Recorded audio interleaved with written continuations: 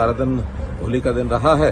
आज चंडीगढ़ में governor house के यहाँ भी होली का त्यौहार था, अपने मुख्यमंत्री जी के निवास पर भी था। मैं पंचकुला भी गया था। पंचकुला में एक बाल निकेतन आश्रम है, वहाँ बच्चों के साथ होली मनाई है।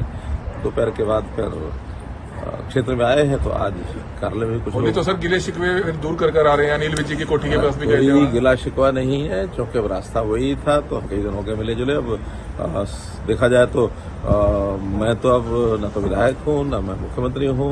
वो मंत्री वो नहीं है, लेकिन विधायक, इसलिए मैं अपने हरियाणा के एक विधायक के यहाँ जाकर के मिला, बैठा, गपशप हुई और हमने लगातार 9.5 साल काम किया। तो जो बातचीत होती है, एक्सपीरियंस शेयरिंग होती है, तो उसमें बहुत एक कॉर्डियल तरीके से बातचीत हुई है। क्योंकि मंत्री नहीं है, आप डिप्टी सीएम या कोई और मंत्री पद दोबारा मिल सकता हूँ। अभी ये तो मुख्यमंत्री का प्रेरोगेटिव है, मैं इसमें कुछ नहीं कह सकता।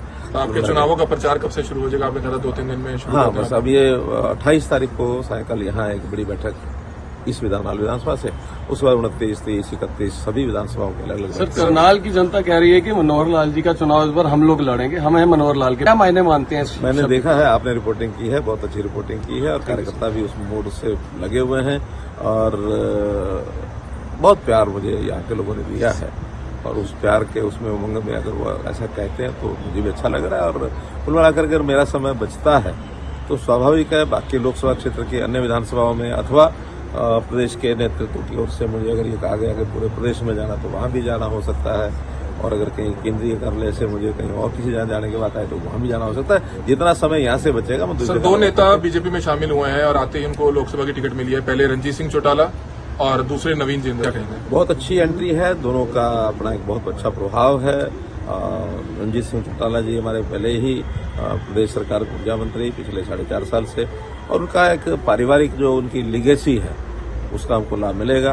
अब इसी प्रकार से जो नवीन जिंदल हैं, वो पहले भी यहाँ सांसद रहे हैं कुरुक्षेत्र से, उनका भी अपना एक पारिवारिक लेगेसी है, और दोनों अच्छी एंट्रीज हैं। दोनों को लोकसभा की टिकट दी है पार्टी ने, और मैं समझता हूँ कि हरियाणा का जो 10 लोकसभा का जो हमारा टारगेट है उसको पूरा करेंगे, और देश भर में 370 भाजपा और 400 एनडीए, इस लक्ष्य। कांग्रेस के नेता कह रहे हैं कि हम इससे भी मजबूत उम्मीदवार उतारेंगे। अच्छी बात है, उतारेंगे तो जनता फैसला करेगी कि कौन मजबूत है। सर, भारतीय जनता पार्टी के जो कार्यकर्ता किस मिट्टी के बने हैं? त्योहार के दिन है, परिवार वाले पूछते नहीं होंगे कि भी घर पे बैठे हैं, होली का त्योहार है, फिर भी कार्यालय में बैठे हैं, आज वो भी आपके साथ लगे पड़े हैं। अंतर इतना ही है कि कौन किसको परिवार मानता है। भारतीय जनता पार्टी के लोग पूरी जनता को अपना परिवार मानते हैं, और ये जो छोटी सोच रखने वाले हैं वो अपने ही परिवार में उलझे रहते हैं।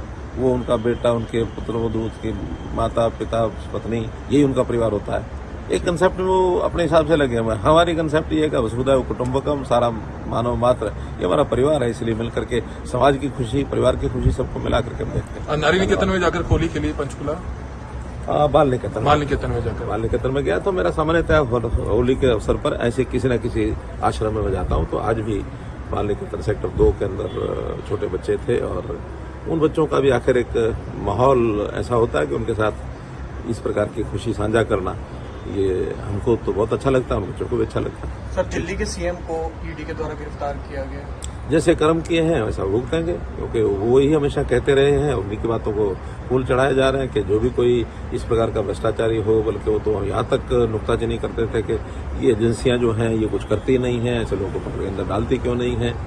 तो वही चीजें जब उनके सामने आ रही हैं तो एक वीडियो वायरल हो रहा है पन्नू का कि पैसा दिया गया था खालिस्तानी, 16 मिलियन कोई करोड़ रुपया दिया गया था, तो उसमें कितनी सच्चाई हो सकती है? अभी ये मैं सच्चाई की बात तो नहीं कह सकता, लेकिन वीडियो मैंने जरूर सुनी है वो, और अगर ऐसा हुआ है तो बहुत ही शर्मनाक बात है कि इस प्रकार के अंतर्राष्ट्रीय स्तर पर ऐसे लोगों से भी अगर वो पैसा लेकर के और ऐसे घिनौने काम करते हो तो देशद्रोहिता का मामला बनता है। लेकिन अगर ये बात सत्य है तो इसके बारे में तो पन्नू ने बताया, उनमें से